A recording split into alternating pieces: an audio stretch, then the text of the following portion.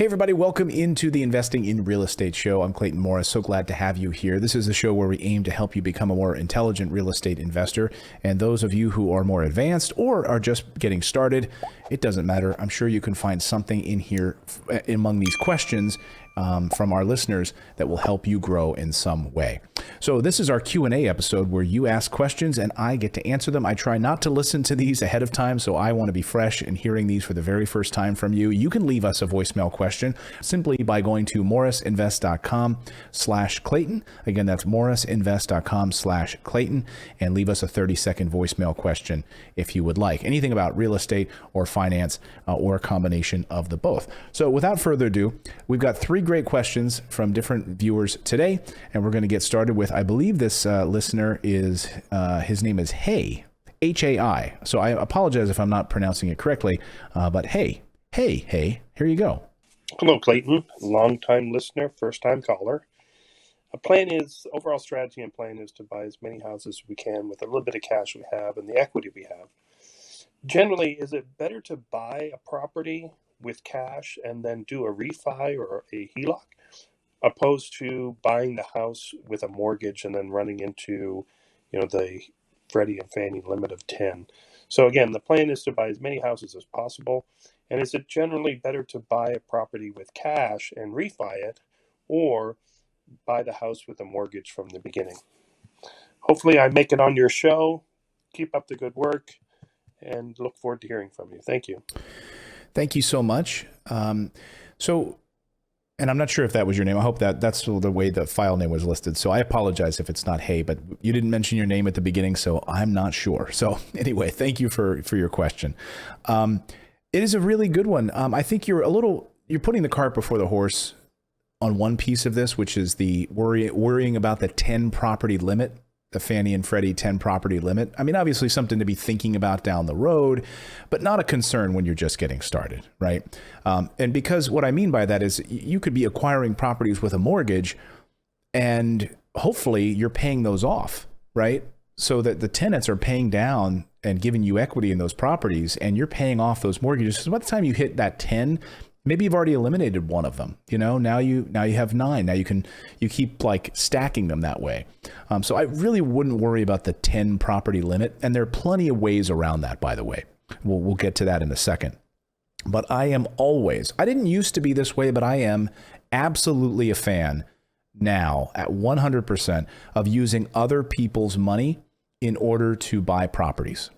So for instance, like at our company at Morris Invest, when someone books a call with our team, our idea, we want you to keep as much of your cash in your pocket as possible.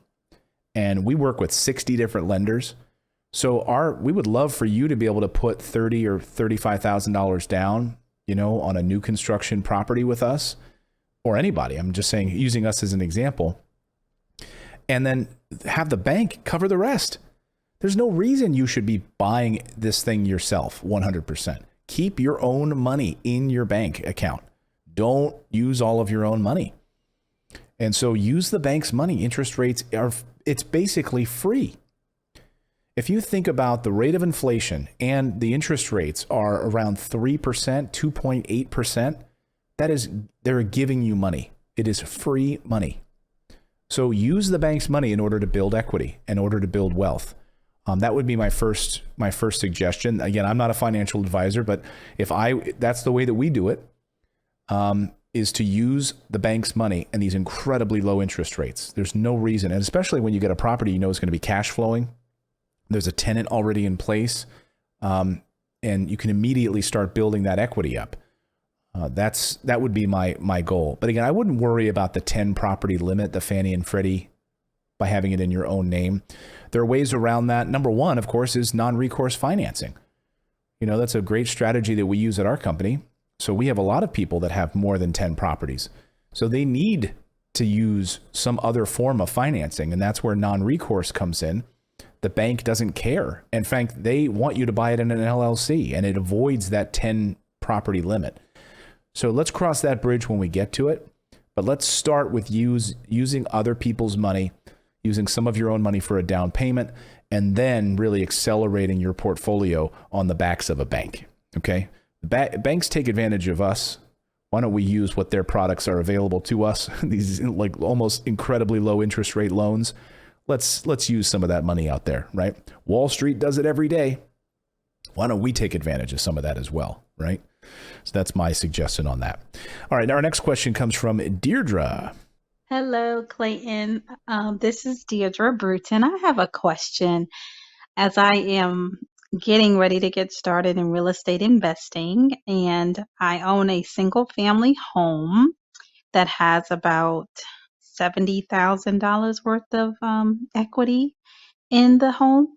And I was going to do your 5-year pay off your mortgage. And with that, I was thinking maybe I can maybe pick up another property, an investment property as well. So would you recommend doing two things at the same time? Because I really, don't know how that would actually be done if I do a home equity line of credit, but that would probably be something else. And paying down my mortgage of 139. I didn't mention the numbers, but my single family home is only 130. I want to say it's 132, might be one. Anyway, I think it's 139. And like I said, I have about 75 grand in equity in the home.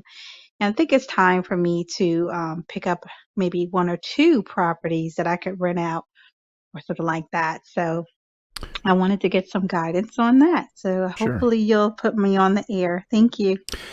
Thank you, Deirdre. Thank you for your sweet question.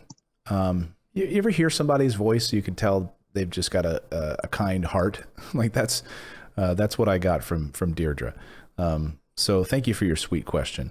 I would say, well, one of the things that Natalie and I always talk about is that you should be able to walk and chew gum at the same time. Like you should not just be worried about paying down debt and not investing.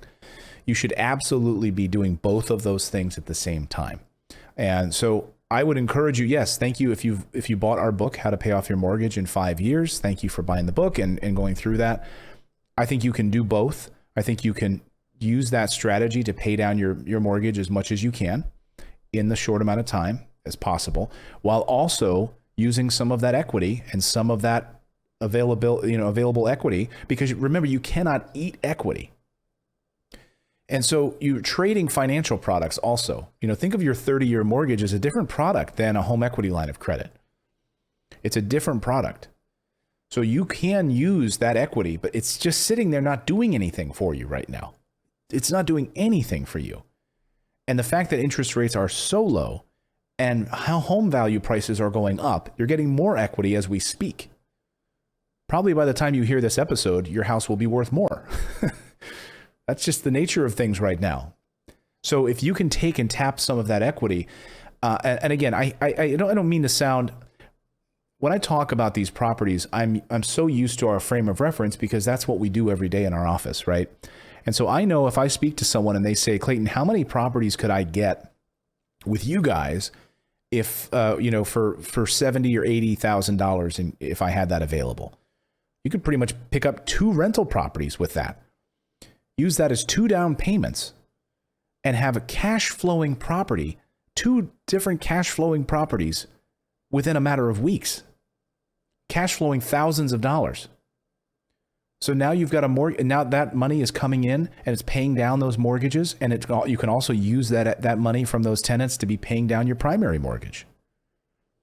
See, I just would say that you do not want to not invest because you've got debt.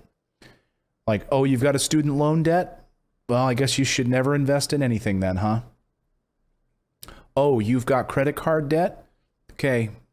Dave Ramsey would probably tell you just to focus on the credit card debt. But I would tell you, yes, pay down the credit card debt, but also invest in your future. Because you're going to waste 20 years trying to pay off debt and never actually building up assets. So I think you should do both at the same time. So Deirdre, thank you for the question. Let me know if there's any other things I can help you with. I'm happy to do so. All right, next question is from Ricardo. Let's listen to Ricardo. Hi, Clayton. This is Ricardo. Quick question.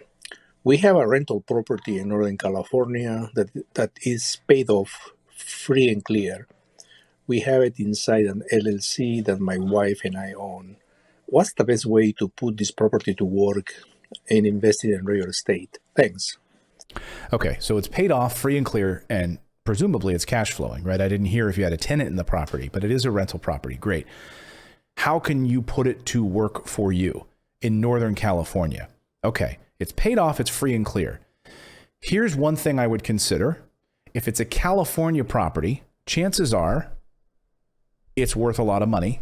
Okay, I want you to look at the return on investment on this.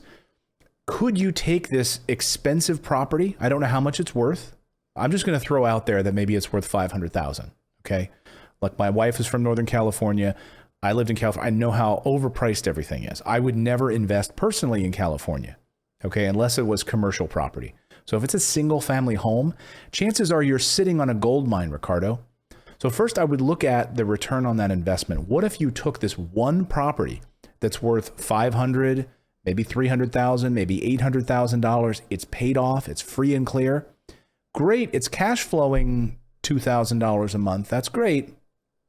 But what if you could take that $800,000 and sell the house and do a 1031 exchange and buy 15 properties? Like, we have a portfolio program at Morris Invest. Like, we could help you with that. So you could imagine taking that one property and then rolling the profit through a 1031 exchange. You're putting that money into a 1031 exchange, so you can't touch it as it closes. Okay. It's being held by a custodian. And then you identify 5, 10, 12 other brand new construction rental properties that you purchase with that money. So you don't pay taxes on the sale of that house. And you're exchanging a like and kind asset to better. It needs to be like or kind or, better. And so if you can then buy that many rental properties that are all cash flowing out of the California market, that would be my suggestion.